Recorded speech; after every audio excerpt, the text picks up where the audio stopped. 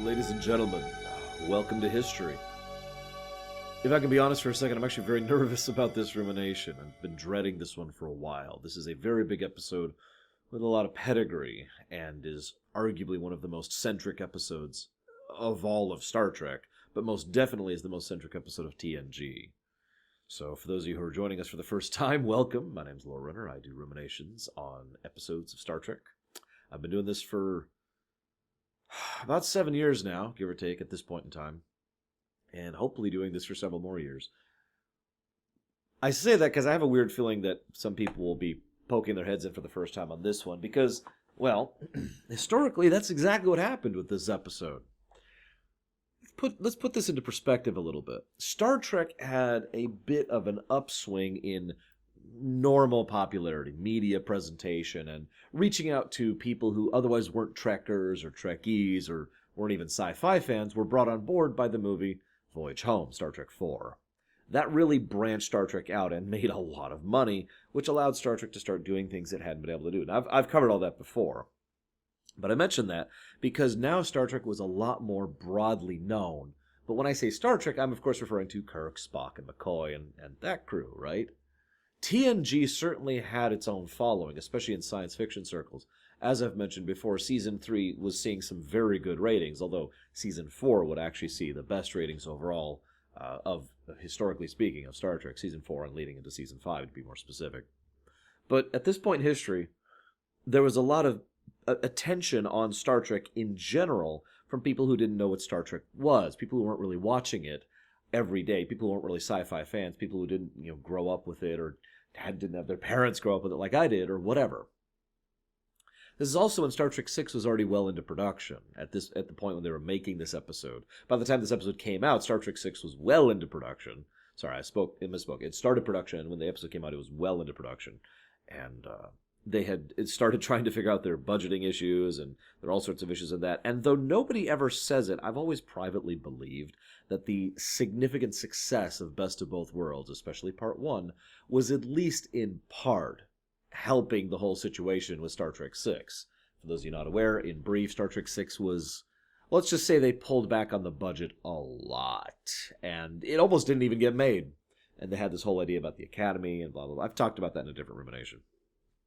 Anyways, keeping in mind a few details as well, though, because a lot of factors really built into this one. So we've got a lot of public attention. We've got the fact that the show had really started to find itself in many significant ways, and frankly, Season 3 was pretty great, with only a few exceptions. We also have a situation where anybody who was following it knew that Patrick Stewart was just unhappy. And he was quite vocal about that. There are interviews. You remember TV Guide? Anyone remember that? TV Guide had several spreads on Patrick Stewart stating how he was thinking about bowing out.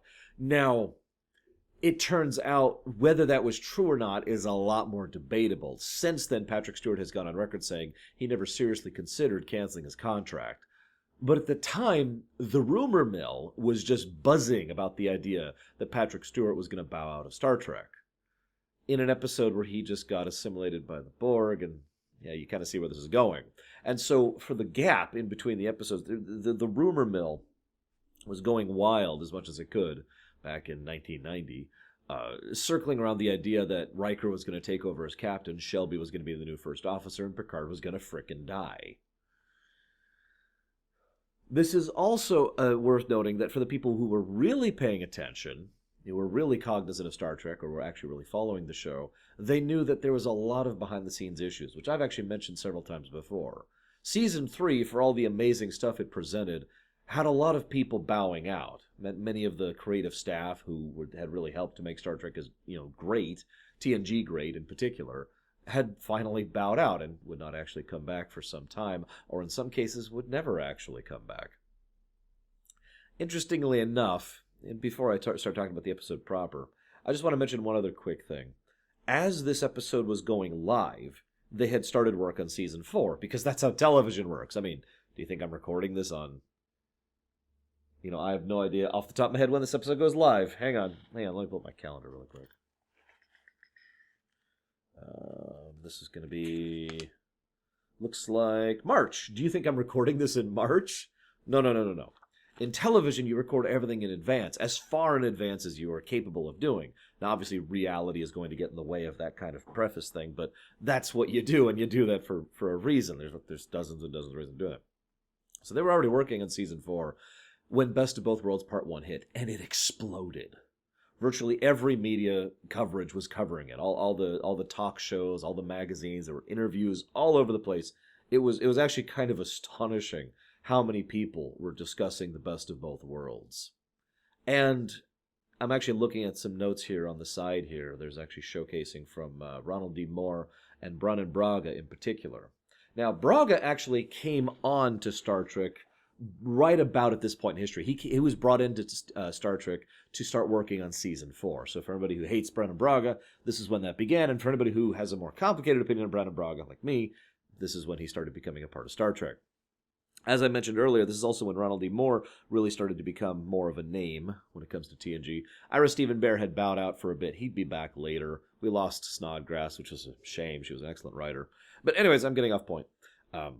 This is also when Rick Berman and Michael Piller really started rising to prominence for both good and bad, but I'll discuss more of that in season 4. Anyways, so this hit, and everyone was just like, whoa, this is really catching a lot of attention. It was a cliffhanger. Star Trek had never done that. Some people tend to forget that. So the Best of Both Worlds is the first cliffhanger in Star Trek history. It could be argued to be one of the only cliffhangers in Star Trek history, because most Star Trek episodes, even ones that are two-parters, usually don't end on a cliffhanger, dun dun dun, to be continued, kind of a note. They usually just end in a way that is to be continued. Now, Voyager obviously had several of varying impact, but this was still new when this happened. This was the first. This was also one of the first really significant two-parters in Star Trek history. Not the first, that'd be the Menagerie, obviously, but this was still one of the first, and so still something that was relatively new to Star Trek as an aggregate, never mind TNG. And the final note I want to say is that everything just kind of came together for this episode. Michael Piller was very seriously considering bowing out of Star Trek at this point in time. He'd kind of bumbled into TNG, as I've actually already discussed and will not repeat myself here. And while he had basically just kind of had the reins of being the showrunner thrust upon him, he actually really enjoyed doing it. He found himself comfortable in his niche, but at the same time he wondered, well, is this a good thing? Should I leave and go do my own thing, rather than working on what is effectively someone else's show? Now, if that sounds familiar, that sounds a lot like what Riker's going through in this episode. In fact, Piller himself has gone on record multiple times, as saying that this was, basically a lot of what Riker was saying in episode was Piller voicing his own concerns and thoughts about being a part of Star Trek The Next Generation. Now, I have my own complaints and concerns about Piller. Star Trek IX comes to mind immediately. But one thing I will always give the man, 100% of the time, is the fact that the man had a real, legitimate passion for Star Trek. He really liked television, and he really liked Star Trek in particular. This was not something that he approached like it was a job. This is something he approached like it was work, to use my own terminology. Something that mattered, something he cared about. And you could tell the man really threw himself into this episode. This episode was actually written by Michael Piller. And it shows in many ways, because Piller is always all about the character stuff. You'll notice that there's very little action. In fact, there are 2 action scenes in the entire episode. One briefly, which, where is it?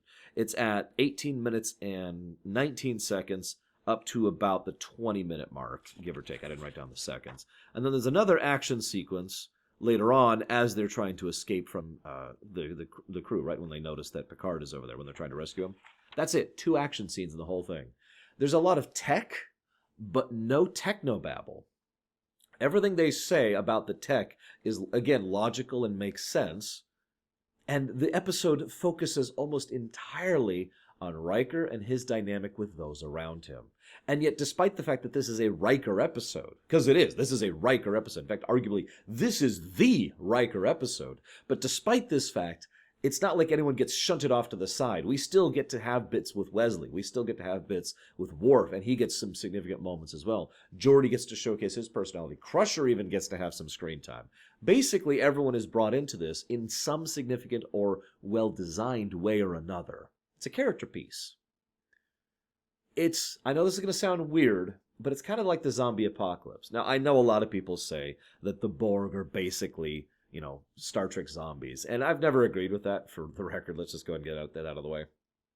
But what I mean by that is, I have always said that the least interesting thing about any zombie apocalypse are the zombies. That's not the fun part. That's not the interesting part. That's just the premise. The interesting part is the people. How they react, why they react, what they're doing, the significances, the nuances, the depths that they're willing to sink to, or the adherences that they have to their own principles, or how those principles change, or how lines shift, or the desperation or the fear, or the determination or the hope, or whatever. The people have always been the only things that have made me, personally, interested in zombie stories. And I know I'm not the only person who thinks that. And that's this episode in a nutshell.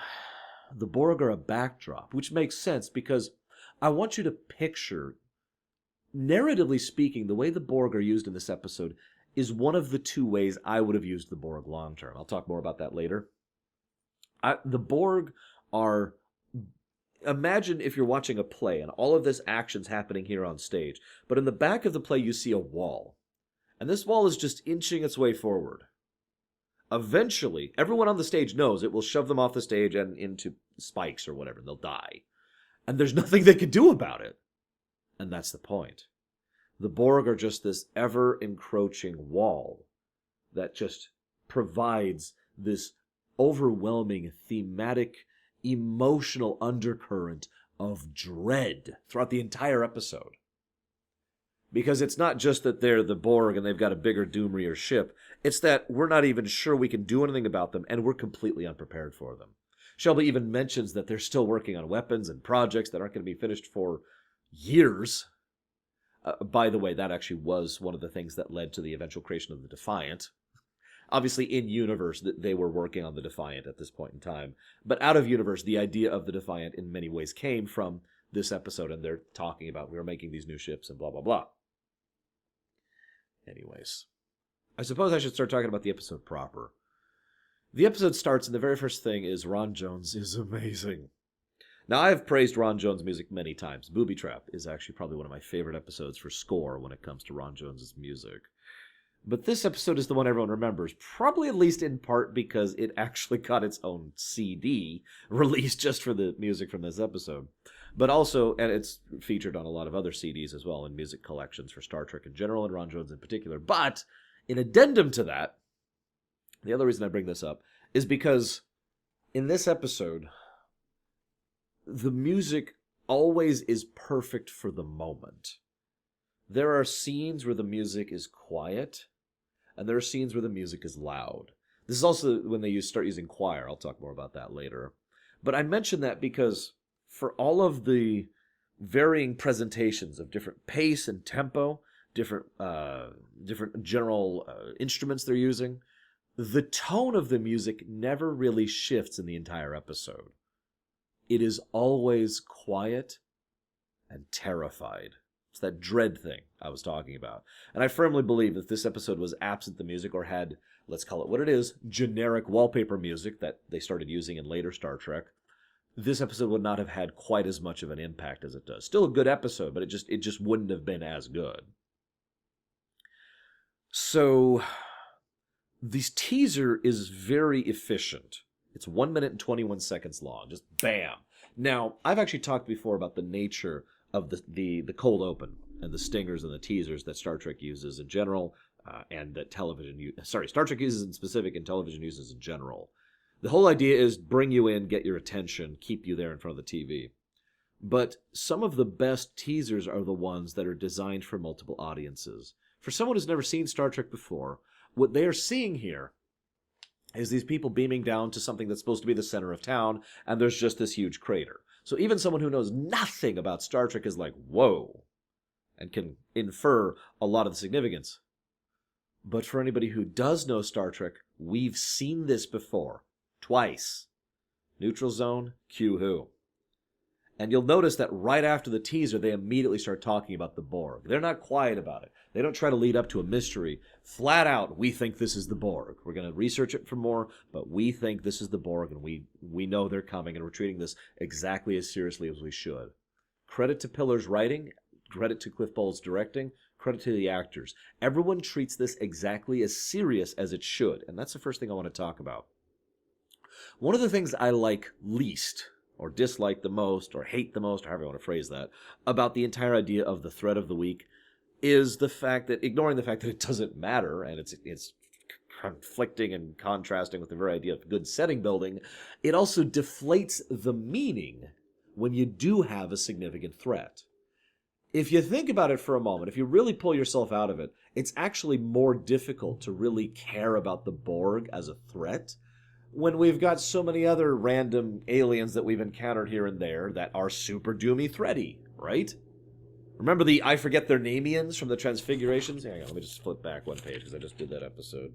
The Zelkonians, right? Like, the Zelkonians were an overwhelming threat that the Enterprise could do nothing about. We'll never hear from them again. Like, that kind of stuff just takes away from the significance of the Borg. It only really has significance if you basically mentally headcanon away most of the threat of the weak species. I mention that because the Borg themselves were very nearly a threat of the weak species. Now, that was never intended. They were never intended to be a threat of the week. As I've talked about before, the Borg were supposed to be an entire season-long story arc across Season 2. That got torpedoed. But then Q-Who came forward and brought them back. So that's their second actual overall presentation, first real appearance in the show. And the Borg caught everyone's attention. Not just the audience, but the writers and the creators as well. They were all very impressed with the concept and the ideas. They really wanted to bring the Borg back. And in fact, Michael Piller himself has said many times that he was constantly struggling with some way to bring the Borg into Season 3. He wanted to do it. In fact, it's actually probably a good thing that he failed for so long, because as a consequence, we got Best of Both Worlds. Oh, this is a good time to bring that up, by the way. I've mentioned before, Paramount was not doing great financially, and Season 3 had basically run out of budget.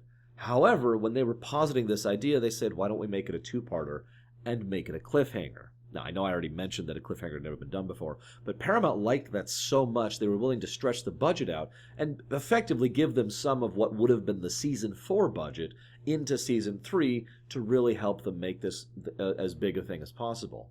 I've talked before about the very nature of television budgeting and how any given two-parter will actually be less expensive to make than two separate individual episodes. So this was kind of the beginning of that becoming what would eventually be norm when it comes to Star Trek television and production. So, I'm sorry, I got so much to unpack. You notice I've barely talked about the episode. There's a lot to talk about when it comes to this one, so please bear with me, guys. I'm probably going to gush a little, but I'm also not going to hesitate on criticism. My whole approach is always to be honest. And my first criticism is, how did nobody notice the giant scooping of the city out from orbit? Like, they beam down, it's like, you should be in the center of town. And yet, they're just, huh? Did nobody scan it from orbit? Did nobody look physically look down and see the crater? Did the transporter chief not double check his coordinates? I mean, I get the point. The point is to give them the shock of, oh my god, it's gone, in person, and to show off that wonderful matte painting. Very well drawn, don't mistake me. But it is a little ridiculous, isn't it? So then they start talking about, this is the Borg, they're back, and blah, blah, blah. What I find interesting is they spend this time basically doing quick and dirty exposition, just in the off chance that anybody had never actually watched Q-Who or The Neutral Zone, or had forgotten about it. Normally I'm against this, but in this unique case, this actually worked out very well. I'm going to give you another side story here really quick. Did you know that Brannon Braga, the first episode of TNG he'd ever seen, was this one? This was the episode that he first saw as he was really, getting into Star Trek, and he was like, oh. And he was not the first one. He was not the only one. There were many, many people who Best of Both Worlds, Part 1, was their first real exposure to TNG or to Star Trek in general. And having this kind of exposition right up front, and it's all quick and dirty. It's just bam, bam, bam, bam, and then it moves on. It's very well written. It's not good exposition, but it's well written, not good exposition. I know that sounds like a strange way to put that. But it's as well as it could possibly be for basically trying to info dump as everything that the audience needs to know quickly and dirty. It's also worth noting that the actors help sell this. Even someone who has no idea who or what the Borg is can tell this is a serious threat. Why? Because of the way they act. Again, that dread thing. There is a constant, palpable sense of, how are we going to deal with this? We can't deal with this. We can't process this. We can't approach this, blah, blah, blah. This right here, if you'll forgive me for segueing again for just a second, is the power of continuity and the power of not doing the threat of the week. You have established a threat. Now you can pay off that threat and make it significant and make it matter. If Q-Who never existed, if Neutral Zone never existed, this episode would still be good, but it would lose so much of that impact and power because all of a sudden there's this race we've never heard of before that's showing up out of nowhere and we're supposed to consider a threat. I can say that with definitive certainty because there is an episode of Star Trek that did exactly that, The Day of the Dove over in TOS. That was the episode where the Klingons were invented and presented as if they've always been around and that they've always been in a near-war situation with these people we've never heard of before. Now, I know that sounds weird to say that from the modern perspective because Klingons are one of the most common Star Trek races, right up there with Vulcans. But back in the day, Klingons were invented for one episode, and they were so popular they kept being brought back. So it's not like that can't work, but again, picture if instead, in TOS, the Klingons had been established beforehand. Previous Klingon episodes had happened, or established the level of their threat, or established the nature of their culture. Then building up to Day of the Dove, there would have been more impact. Now, that may or may not be a good thing for you personally. I know that personal preference and individual perspective is a thing in real life, and it's an awesome thing. But I do feel I can say with definitive certainty that it would have at least had more power behind it had they done so. And again, I can point to an example of that, the very episode I'm talking about. After the quick and dirty exposition, we're like 5 minutes of the episode, after the quick and dirty exposition, they immediately shift to poker night. This not only helps to keep things on the down low, but also helps to add little moments of breathing room. I mentioned that dread. I want you to picture a vice that's just grabbing you and squeezing you.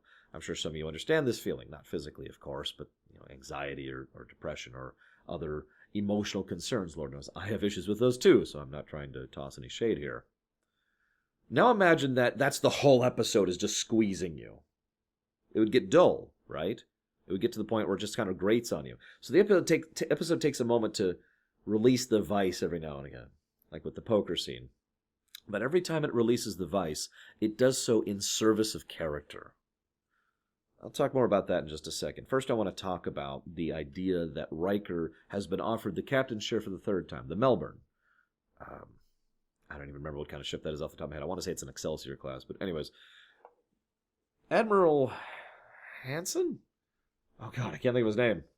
He's actually kind of a minor presence in this one. I'm pretty sure it's Admiral Hansen, as opposed to Shelby, who is a far more regular presence in this episode. Double checking here. Yeah, Hansen. I am right. You got George Murdoch for it. Admiral Hansen mentions how Riker's hurting his career. I found that to be an interesting statement, and I want to take a quick moment to talk about the very idea of career in Star Trek. Now, I've talked about this before, and some people have liked this and some people have disliked this. I've actually gotten feedback about this very topic before. The idea of ambition.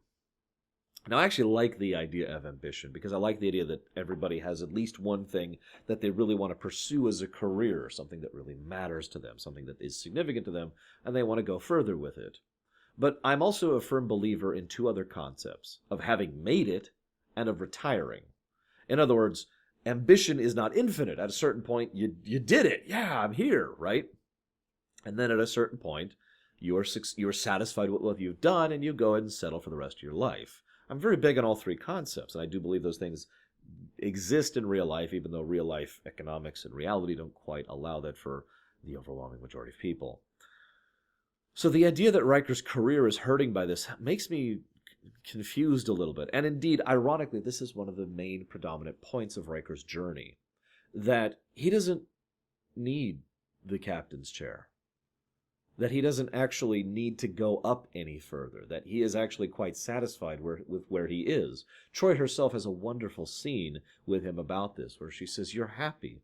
You're happier than I've ever known you to be. So what is it you want, Will Riker?" And again, Michael Piller was having the exact same thoughts. He wanted to do his own things. He wanted to try his own ambitions, but he really liked being here. And he was doing some good stuff here, too. So, Shelby. I want to talk about Shelby really quick. First of all, she was played by Elizabeth Dennehy. Unfortunately, I don't really know her from much other works. I've seen a few other things she's in. But I want to just say that she nails Commander Shelby. I'm one of those people who actually would have really liked it if we did, in fact, have Shelby as a regular character rather than this one-off. She's mentioned a few times in the future, but that's it. She is an excellent presentation. She is a very sure of herself without being arrogant. She is very confident without being overbearing. She does have a little bit too much drive, and I'll talk about that as we go throughout the episode, because she likes to step on people's toes more or less deliberately. She's provocative, in other words. But I really like the fact that at no point in time does she tip over the line into actually being irritating. Now, personal preference is personal preference. I'm sure some of you out there actually found Shelby to be an irritating character. I don't know anyone personally who's thought that, but as ever, I welcome your guys' thoughts in the comments section because I read those every day. It's awesome. And I like the fact that she is a good fit for someone to be a first officer. Someone who is young, towards the beginning of her career, but has skyrocketed through the ranks. She's already a lieutenant commander at her age. She's like 22 or something like that in canon. Very, very young. And someone who very much wants to keep pushing forward. Someone who probably would want to keep pushing forward past the commander chair, for example. But she sees the idea of being commander on the Enterprise as the gleaming star on her resume to help her continue catapulting forward. And of course she does. Any posting on the Enterprise would be resume gold, right? Especially when it comes to Starfleet, especially in the wake of Wolf 359, which is actually next episode, so we're going to save most of that discussion for next week. I did decide to split this up into two because there's just so much to unpack, and I'll talk more about that next week. Moving on. So Shelby, she takes charge, just like that. She does act in every way like a commander, and I do like that. And she's not quite abrasive. She literally beats Riker at his own game. She beats Riker at poker. I found that very amusing. Quick aside, anyone else really enjoy the sound of poker chips? It's one of the things I miss most about playing poker with my friends. Anyways. This is a good time to talk about politics. Hear me out. One of the interesting things is that Shelby never actually breaks protocol. Or, I'm saying that wrong. She never does anything technically wrong. Everything she does makes sense. Everything she does has a reason, an explanation for it. Everything she does is specifically designed to try and accomplish a goal. She's not trying to make people upset. She's not trying to go against the rules. Everything she has done for reason and purpose. But she has, like I said, she's provocative. It's kind of the trolling thing, actually, where you're not technically doing anything wrong, but you are violating the spirit of the law, that concept. And she violates protocol constantly. Let me give you a very small example of what I mean. Shelby decides to go down on the planet with Data. Data was up and available, and she wanted to get a start on this because there's a storm coming in. All of that's valid.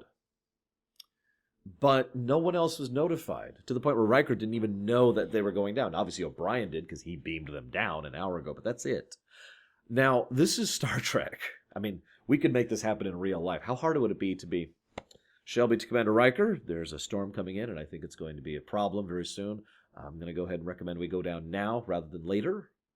If that's okay with you, I can take Commander Data right now while you and Geordi, Commander LaForge, get ready. It would have taken seconds, less than a minute to do, especially for Star Trek, but she doesn't bother.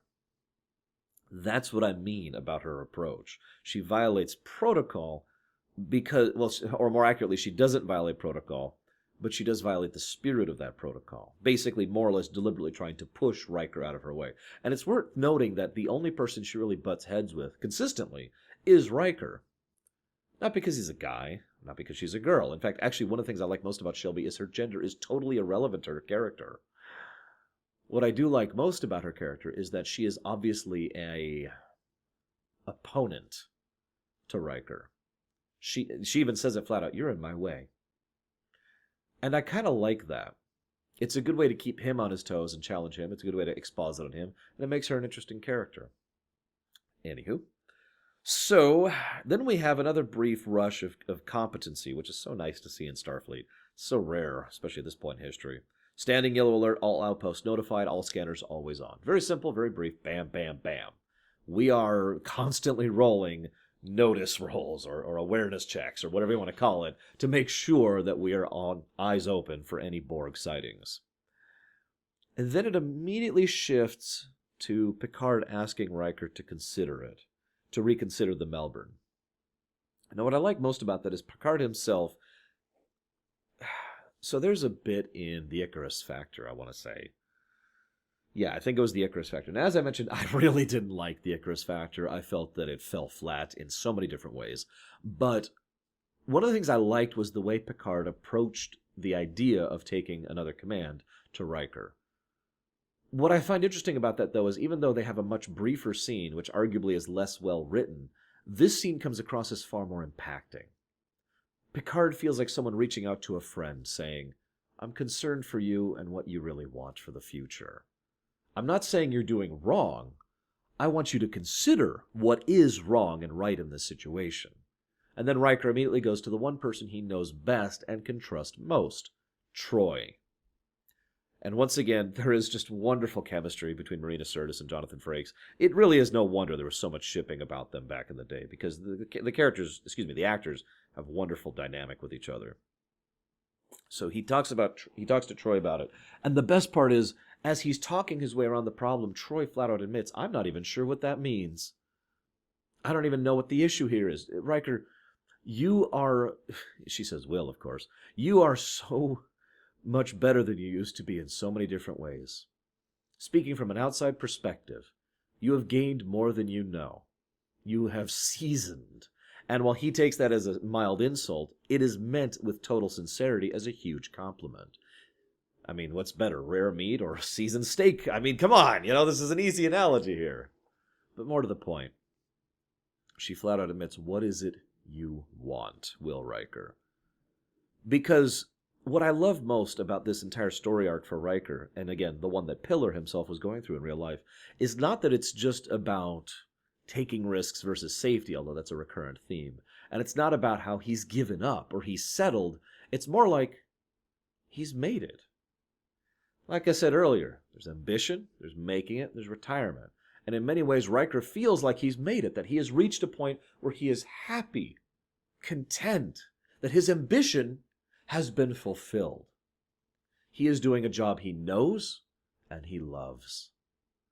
If I can skip forward a little bit here, there's a scene after Picard has been taken by the Borg, and Riker, bam, order, bam, order, bam, order, let's do this, go. And he is extremely on top of his game. Very efficient, very, very confident, very competent. And everything that he is exuding is that he knows exactly what he's doing, and he does. He is damned good at being the commander, the first officer, the guy who leads those missions. It is then Troy who has to step in and be like, no, you're not the commander anymore. You're the captain. And it's a very powerful scene for its understated tones. Because, again, it's not that Riker was wrong. He was right. Everything he said was right, and his orders were right, and he was making the right call, except for the fact that he was making the right call for a job he wasn't in anymore. That job that he had, made it to, that his ambition fulfilled. Now he was being shoved into a job he didn't really know. He was being shoved into a job that he wasn't comfortable with, and to be perfectly frank, that he didn't choose. And now he has to cope with that. Him coping with that is going to be a major theme of Part 2, which we'll get to next week. So, there's a scene where we cut to Wesley, Data, Geordi, Riker, and Shelby in engineering, basically shop-talking their way around their possible options. By this point, they have definitively proven that this is the Borg. There's a lot of good, quick and dirty exposition in this. And it's funny because I kind of didn't notice that my first and second and fifth time watching this episode.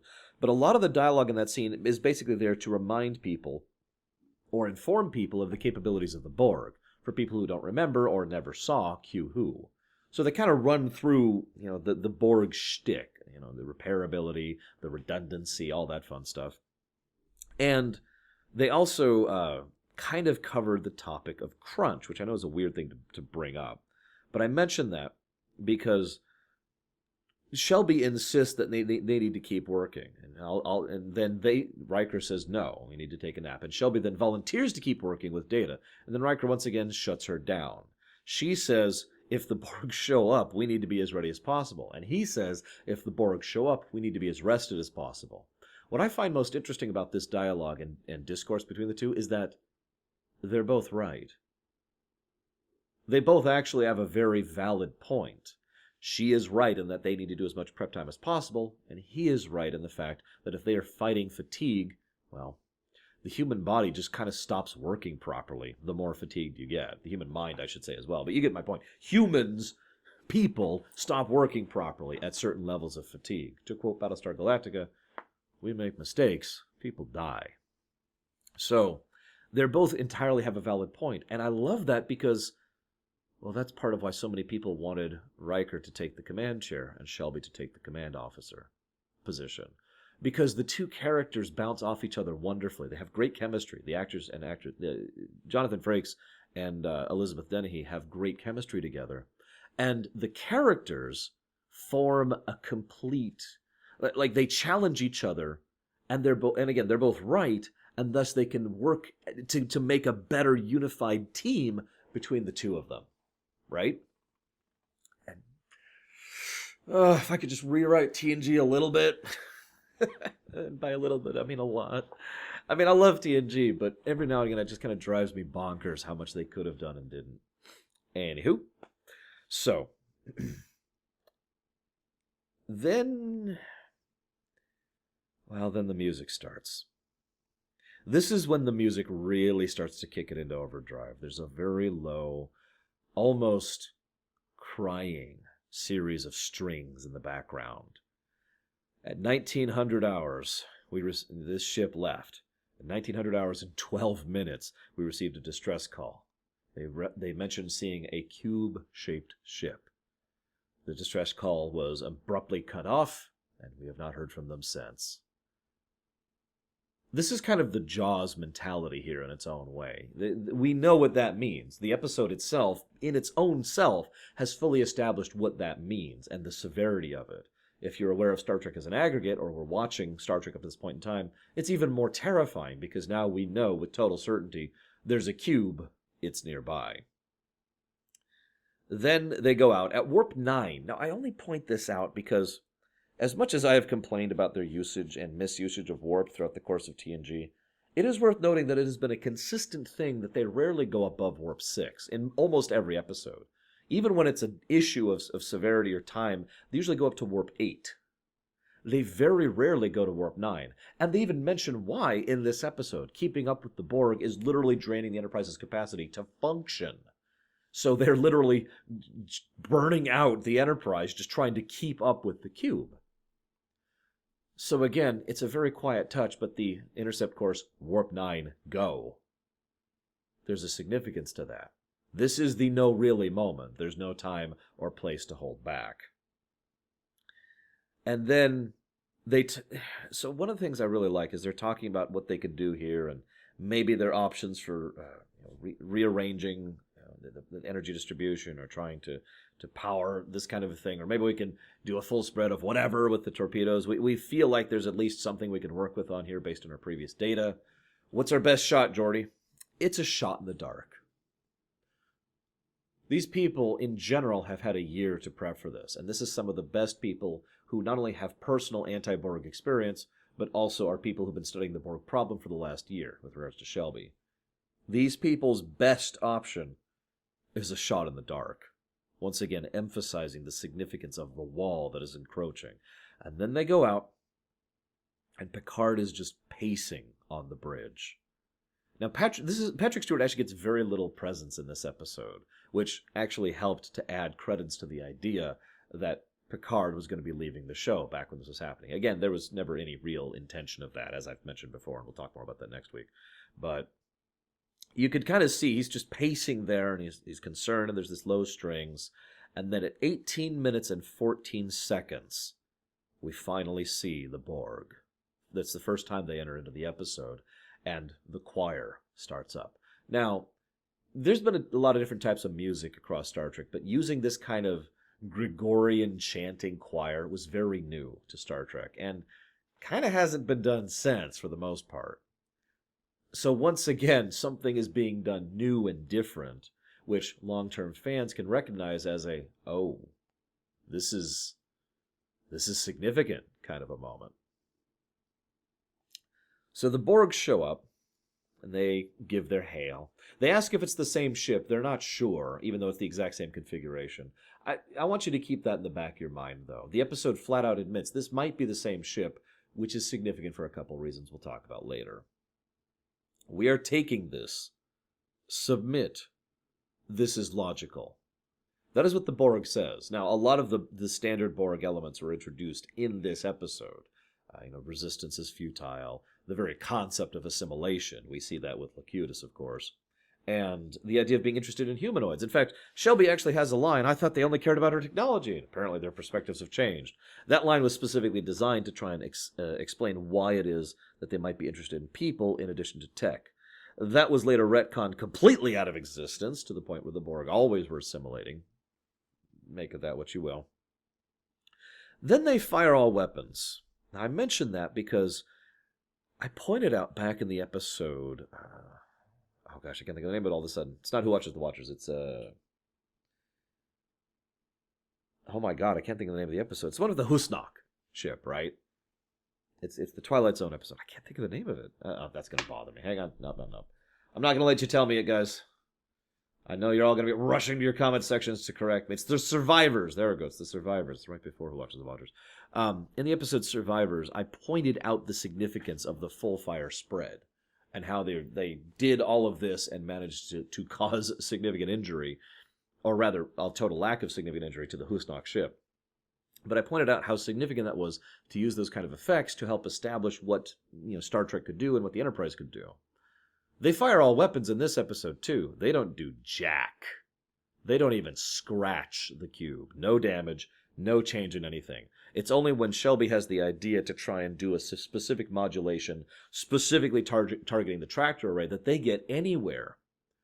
During the course of this brief encounter, this is the first of those two action scenes I mentioned, 11 people die off in the background. Now, what I like about this is, for one of the only times in history, I actually felt those deaths. Unlike the typical red shirt problem, which, as I've talked about before, is a typical red shirt problem, those 11 deaths felt like a natural consequence rather than something needing to show that the situation was serious. Because, of course 11 people just died. They just cut into the hull of the ship. I'm amazed it was only 11, to be completely honest with you. Now, well, you could say that's just a statistic. The episode would have been bogged down by taking the time to show the personal perspective of the 11 crew member and their horrible death. Although, that's an interesting story idea. Follow a story from the perspective of one of those 11 people, leading up to and concluding with the attack on the Enterprise and their death. Anyways, so that works for me. And after the 4 minutes of action, Picard, who is, of course, smart, is like, take us here. Warp 9, let's go. After 4 minutes of action, there is several scenes of quiet which allow for the impact of loss. And notice how Picard's strategy is to tank the situation. I should explain what I mean by that. When I say tank, because there's 3 definitions of that damn word, because this is English, what I mean is he is pulling aggro on the Borg ship. He is making sure that they are focused on him and his ship to distract them away from the rest. Remember, one of the biggest things that their goal is here to do is not to stop the cube, which they don't even think is possible, but to delay it so that the fleet can show up and deal with the cube. They've got a fleet coming of like 39 ships or something that, is not here yet and will not be here for some time. So Picard's strategy is extremely sound, and to be perfectly blunt, one of the only strategies he could have made. To be as completely blunt as I can, if Picard had not chosen this, there's a pretty good chance that, well, that would have been the end of the Enterprise D. Just, bam, it's over. Because they'd lost, and that's the point. Their first encounter with the Borg, and they were woefully, dreadfully unprepared for it. And again, it feels significant, unlike with a threat of the week, partially because of the fact that this is not a threat of the week, but also because of how much effort the episode has gone into establishing this, presenting this, showcasing this, and the consequences of this. So, this also brings me to my next point. They come up with a strategy by examining the data from the previous battle. Logical. Some of you don't fully understand what I mean by the technobabble problem, so let me put it to you this way. I like Voyager. In fact, I would go so far as to say I love Voyager. Sometimes the internet tells me I don't, and the internet is wrong, but I do actually very much love Voyager. One of the things I do not love about Voyager is technobabble. Indeed, the overuse of technobabble. In a Voyager episode, and I'm not even going to name one, but I can actually think of one off the top of my head, where they were encountering the Borg. Try rejiggering the quantum phase matrix of quantagulin. Okay, it worked. We're out. Poof. Okay, we managed to solve that dilemma. The worst of Voyager would actually invent technobabble problems to be technobabble solutioned, to be solved with technobabble, which is just nonsense on top of nonsense at that point. Now, that's the definition of technobabble. If you replace the technobabble with basically anything else, it doesn't change anything. That's technobabble. It is literal nonsense. It is something that, and this is not a joke, the script writers can literally write the word tech into the script, and someone else comes in and writes in whatever later on. Now, that's significant because it just has to be tech. It doesn't have to be specific tech. It doesn't have to be tech that matches the situation. It doesn't have to be tech that matches the circumstances, or the conditions, or the ships, or the setting, or anything else. It can just be quantum, phasic, multispectric, harmonic rays. It doesn't have to have any meaning. By contrast, in this episode, and a lot of TNG up to this point in time, really, they get to look at a situation where they read the data from the previous battle. Notice that there was an extremely minor dip in overall Borg cube output of power when they hit a specific frequency in the phasers when they were desperately trying to break free. Noticing this, they then theorize that this, again, this is pure theory, that this frequency is something that is effectively a sort of a weak point for the ship. They then think that if they were able to hammer that exact frequency with enough sufficient throughput, enough energy in one moment on that frequency, they could do real, actual damage to the cube, which is something that hasn't even been on the table up until this point in time. But again, this isn't an easy answer. The only thing the entire ship, this entire Galaxy-class heavy cruiser, has that can pull out that kind of that kind of power in one moment is the deflector dish. And even that has almost no range and would also destroy the ship in the action of doing so. Now, note that they still consider this an option. They just try to workshop it, try to make some way to make this work without us all dying in the process. None of this is technobabble. All of this makes perfect sense.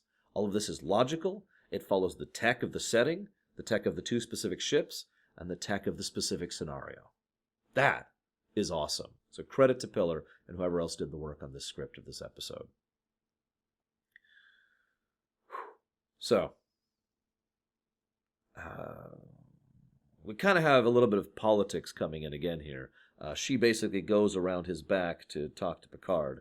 Now, what's interesting about this is she does so effectively for no reason. She is just trying to prove herself, ambitioning up the corporate ladder, etc.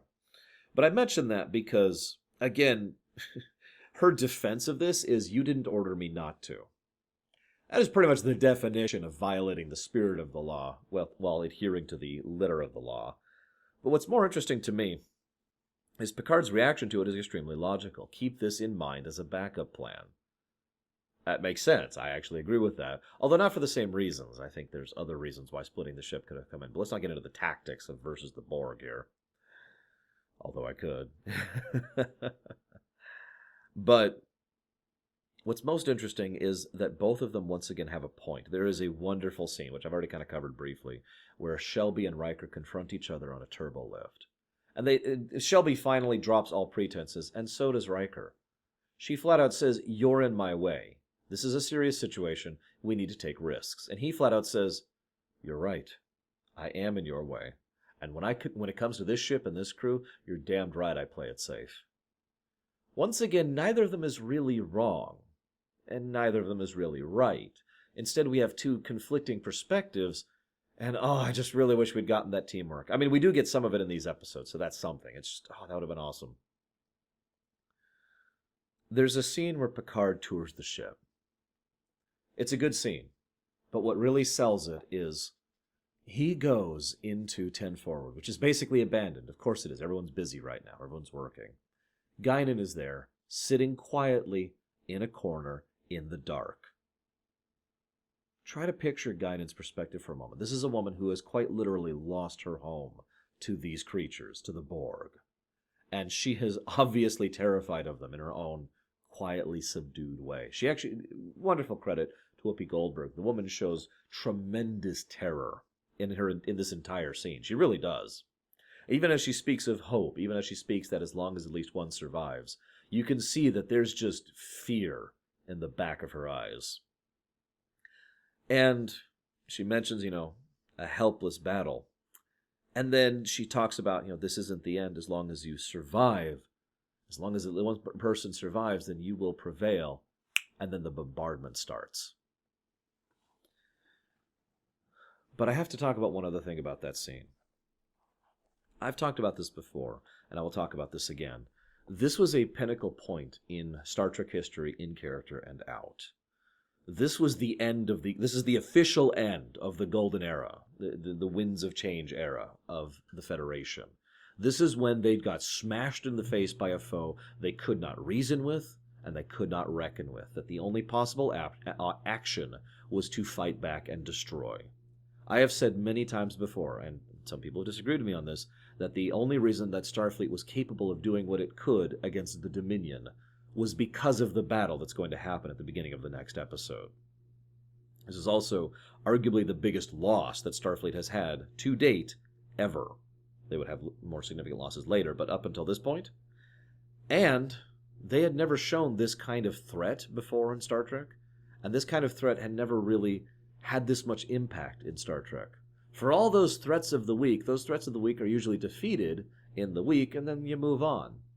They're tech-teched around, or they're diplomatized around, or some way they work their way out of the situation. Some good, some bad.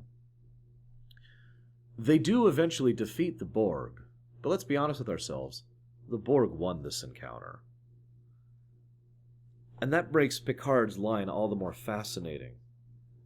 Did he really know, as the Visigoths were crossing the river, which I can't remember the name of right now, that this was the end of the Roman Empire?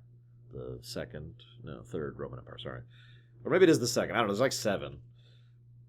Maybe this is just another page in our own history. Turn the page.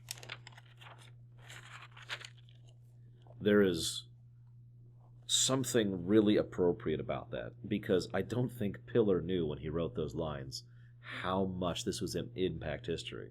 Because as I say, this is a big thing in character, but this is also a huge thing out of character. Like I said, Star Trek exploded. TNG, in specific, to be more clear, exploded into popular parlance, into normal media and normal thing. People now became aware of Picard and Data and the Enterprise D and the Borg. These were now things that everyone was cognizant of. And it allowed for more interest, which allowed for things to happen in the future like Deep Space Nine and Voyager and Enterprise. It allowed for projects and continued development, continued budget, which allowed for different kind of things to happen. The Dominion War probably would have never even existed out of character in real life if not for the significance of Best of Both Worlds, Part 1. So once again, we talk about the ever-advancing wall. As Q himself so wonderfully put it back in Q Who, they don't tire, they won't stop, they have no interest in any kind of diplomacy. All they're going to do is move forward until they have what they want, and then they'll move on. The ever-advancing wall has now managed to outmaneuver their hiding in the nebula, and is now ready to come at them full tilt, forcing them out of the nebula. And then, and this is wonderful, 3 drones effectively defeat the Enterprise. Now again, the Borg take what they want and then they leave, and all they wanted was Picard. I just point that out because if not for that, that would have been the end of the Enterprise, again, right then and there. A Borg drone on the bridge of the Enterprise? No, that's game, right there. But they didn't care. They wanted Picard, and then they moved on. We should talk briefly about this, but before I do, I just want to mention that the second they get Picard, they set destination at maximum warp towards Earth. And I point that out because that's so wonderfully robotic, isn't it? It's one of the things that adds to the flavor of the Borg, the level of cold efficiency. Now, when I say efficiency, it is also something that's usually written as one of their biggest weaknesses. That's why they sent only a single cube, after all, and why they only sent one drone over, and then a second, and then a third. I say 3 drones, but actually they each came individually, because that's just the Borg way. They will expand exactly as much pressure as needed to move their obstacle, and no more. And if that fails, they'll expend more. If that fails, they'll expend more. And they'll keep escalating forever, because they're the frickin' Borg. So they just straight to Earth. They bring Picard in front of the Borg collective, and a lot of things that become normal parlance for the Borg are said. Resistance is futile. But the one line that really stuck with me is, death is irrelevant. Something about that line really resonated with me, because to me it kind of helped emphasize Borg mentality. After all, why would the collective care about the death of a drone? Right? How often do you weep at the loss of individual skin cells? Right? So, there's a nice scene where they mention that they can only keep up. I've actually already referenced this. They mentioned that they can only keep up with the ship for, I actually wrote it down, 2 hours, 40 minutes, and 3 seconds. Before the Enterprise just can't do it anymore, before it shuts down as it overwhelms itself. Again, helping to show the significance of how hard it's costing the Enterprise just to even keep up with their foe, never mind actually damaging them. They manage to beam over the crew. This is where that wonderful scene happens where Riker realizes he's not the commander anymore and has to switch to being the captain. Once again, by the way, showing that Shelby is right and besting him at his own game, while I'm on the subject. Then they go to the Borg ship. Funny thing, I was actually looking for a good audio sample of the standard Borg noise, that kind of thing they've got going on. I couldn't find a good sample. I found a few samples, but nothing good, nothing I felt was workable, which I felt was a shame. I would love, if they offered that for sale, I would buy the hell out of that, because I have a lot of uses I could have for that. I thought about having that play with the new background. This is a brand new background, by the way, just for this one. Hope you like it. It took a little bit to get it going together. So they're on the Borg ship, and they mention that the fleet's going to try and intercept the Borg cube at Wolf 359, which is actually a real star. We'll talk more about that next week. So they go over to the ship, and they're trying to find Picard. Obviously, the Borg are ignoring them because of that whole efficiency thing I mentioned. After all, you don't care about something unless it's actually a threat to you, if all you care about is what you care about and threats to you. I know that sounds self-repeating, but you get my point. I did mention I'd critique this episode. Why'd they keep his uniform? They just have his uniform in some random drawer. Why? I mean, I get the point out of character, but it seems so weird for the Borg to keep around a Starfleet uniform for what is effectively no reason. Although, given what the Queen wanted to do with Locutus, I mean... Anyways, I also noticed that... So they bring in and they mention that they have a way to use the deflector to do the super death doom cannon. And I like how, once again, they're showing consequence and cost. That this is not something that they can just do and rewire and bounce the beam off the deflector dish and into the particle deflector. They can't just do that. They're going to have to evacuate multiple decks, which Troy goes off to do, because that's a job that's actually good for her. Not sure why they didn't do that in Star Trek 7, but, whatever. Anyway, so she goes off to help evacuate these decks. They're going to blow out half the relays, and they're going to do untold amount of damage to several parts of the ship, including the deflector array itself. But they can make this happen without destroying the ship. But I mention this again because it once again shows how much this is costing them to do this. This is their one shot, and they're not even sure how well it's going to work. And the best they can do is something that will basically blow off their own arm in order to punch the enemy, right? Okay, I'm with it. I like it. Then we see Locutus of Borg. Would you like to buy a Pontiac? I'm sorry, that's an inside joke. Some of you will get that. Let's talk about Locutus briefly. We'll talk about him a little bit more next episode, but I think one thing really needs to be mentioned, and that's the idea of the Queen Bee. Now, obviously, the Borg Queens had not been invented yet by this point in history. That's something that would come along much later in the episode. In the movie First Contact in Star Trek VIII. That's the first time the concept of the Queen Bee, the Borg Queens, was actually brought into continuity and would later be used in Voyager as well. Now, I've spoken for and against the very concept of the queens before, and I don't want to recover that ground here. But I do want to mention that the reason they eventually came up with the Borg Queens is exactly the same reason that Locutus was a thing, because the executives, and it's worth noting, I've done every research and I've got 3 books, 2 magazines, and everything online, and I couldn't find any specifics on this exact matter. I spent almost this entire morning just researching this episode, and I could not find who was pushing for the Queen Bee idea. Like, was it Berman? Because he was basically the executive in charge of TNG at this point in time. He had functionally taken over the show from, as far as the financial, corporate, executive side of things. But there's no specific reference to Berman anywhere, so I have no idea if he was involved in that. I know Berman was involved in family, but we'll get there in a couple weeks. Instead, all it is just several people, including Pillar, of course, who were saying the executives kept pushing for the idea of, no, we can't relate to the Borg. There's nothing for the Borg are boring because there's no individuals who you can interact with or focus on. And I have to say that's actually one of the stupidest things I've heard in Star Trek, and that's damned impressive. I am one of those people who, like Michael Pillar, who agrees with me on this actually, that one of the most interesting things about the Borg is the very nature of their composition. The fact that the Borg are the collective, that's the Borg.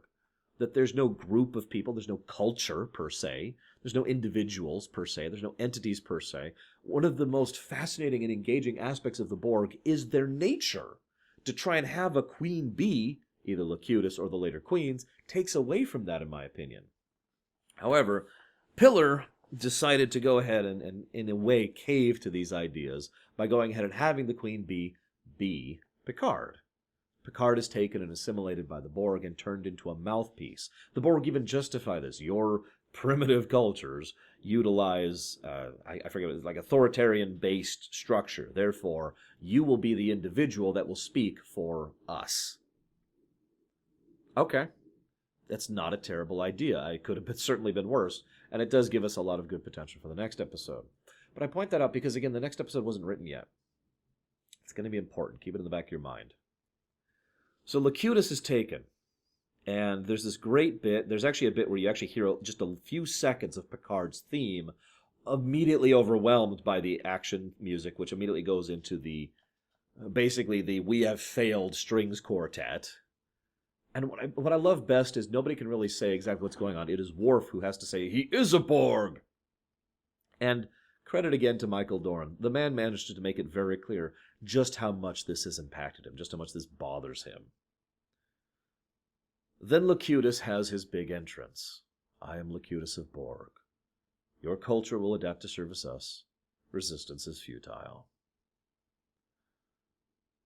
And then everything that the entire episode has been building up, from the very beginning, all about Riker, about whether or not he should be where he is, whether or not he should try to strive forward. Maybe he's settling. Maybe he's unsure. Maybe he's happy. Maybe it's a good thing to be here. Maybe I'm not sure what I really want. All these variables. He stands up, knowing the full consequence of what will happen, whether he does or does not do, understanding the significance of the scenario and the significance of the cost and the consequence. Mr. Worf, fire. Now, I originally wanted to cut off the rumination right there, but I want to share something. Anybody who's watched this in the new Blu-rays knows that Mr. Worf Fire immediately cuts to the next scene, the first scene from episode, part 2, season 4. I know that that's technically better, but it takes so much of the impact out of that moment. Remember the mindset of when this episode went live, which actually I don't remember the exact date. It was June 18th, 1990. June 18th, 1990. People didn't know where this was going. People didn't know if Picard was going to live or die. People didn't know what they were going to do with Riker or with Shelby. People were going rampant trying to figure out, oh my God, what's happening next? And while there have been some interesting and good cliffhangers over the years, none has ever impacted me as much as this one. I know that sounds so stupid, but I watched this episode when it came out with my mom. 1990, I remember which apartment we were in at the time. And I'm sitting there, I actually had my own chair at this point in history. I was no longer sitting on the ground, leaning up against her lean easy. And I'm sitting there, and it goes, dun, dun, dun, dun, dun, dun, dun, dun, dun, dun, dun, and just cuts to credits. And I'm just like, and Mom, I remembered because Mom's reaction was, what? Like full volume. What? You've got to be kidding me. The impact of that cliffhanger cannot be understated. It still gives me goosebumps to this very day. In fact, when I was watching the Blu-ray for this episode, I paused it as soon as it did the cutover, went to YouTube, and watched the original version really quick, because you can pull up like the 3-minute cliffhanger there on YouTube, because I didn't want to dig out my DVDs. It was a unique point in Star Trek history and in many ways in television history. Not as significant as other cliffhangers. I mean, obviously, Denver? Was that the name of the episode? Or name of the show? Oh, God, I can't think of it. The oil guy, right? You know what I'm talking about. Simpsons obviously had their big cliffhanger as well. But while there have been many good cliffhangers before and since, this one just kind of really resonated with me and my friends and my family and people I know. I can't speak for the entire world because I don't know everything in the entire universe. I know, shocking. But seeing that fade to black, it was one of the longest 3 months of my life. I'm not even kidding. It's actually one of the reasons why nowadays I tend to not get into shows until they're already done, because I don't want to go through that 3-month junk of just, what? Again, because I know things still do that. Games still do that. Shows still do that. Breaking Bad did that at least once, for example. But I also mention this because not only was it a brave thing to do, but it was also an extremely foolhardy thing to do. And the best part is none of it was done deliberately. It's not like Pillar and the creators sat down and said, let's do this big cliffhanger to generate interest. No, they just did it, and they cut it off, and then the world lit on fire in reaction to this. We will discuss more of the impact, consequence, and development of the second part episode next week. I hope you've enjoyed, guys. I will see you next time.